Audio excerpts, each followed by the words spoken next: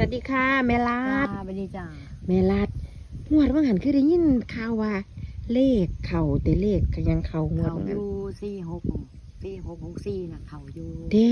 เลขหยังแม่เลขฝันหรือเลขสูตรเข่า เลขสูตรเขา เลขสูตรแต่แม่ เลขฝันบ่เขา หืมถือคักแล้วเนาะ อืมแม่ก็ได้อยู่บ่ได้หลาย เด้ แม่หาโตบ่ได้ซื้อหลาย เนาะ จ้ะ ซ้ำใดก็เอาเก่าแล้วนะแม่เนาะ แต่ว่างวดนี้แม่ก็ฝันแล้วเด้ เด้ฝันได้ตัวใดฮะนี่แม่ อย่าปากแม่ฝันว่าจังซี่ฝันว่าแม่ไปอาบน้ำ จ้า แม่ไปอาบน้ำบัดนี้แม่ลงไปเนาะลงไปอาบน้ำพันเห็นผู้ชายผู้หนึงแลนมาว่าขออาบน้ำแหน่พะนาบา ขออาบน้ำน้ำแน่พันเราว่า แม่ก็เลยว่า เอ้า เจ้าสิมาอาบจังไดข่อยเป็นผู้หญิงเจ้าเป็นผู้ชายได้ว่าจังซี่ จ้า วันนี้บ่ให้อาบก็สิอาบพะนะว่า ผู้ชายผู้นั้นว่า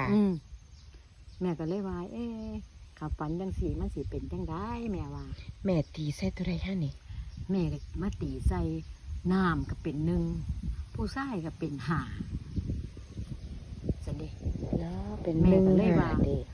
หนึ่งหาบัดนี้แม่เป็นสี่น้ำก็เป็นหนึ่งแม่ก็เลยว่า14 15 อืม นี่ละสองตัวนี่ละ แม่เลยมัก14 15ว่าซั่น แม่ เถอะ มัก14 15แต่ว่า2 หาแม่ก็มักอยู่ จ้ เพราะว่าผู้หญิงกับผู้ชายลงน้ำน้ำกันนั่นนะ จ้า แม่ก็เลยว่าเฮ้ยมันสิเป็น2 หาสนิท อืม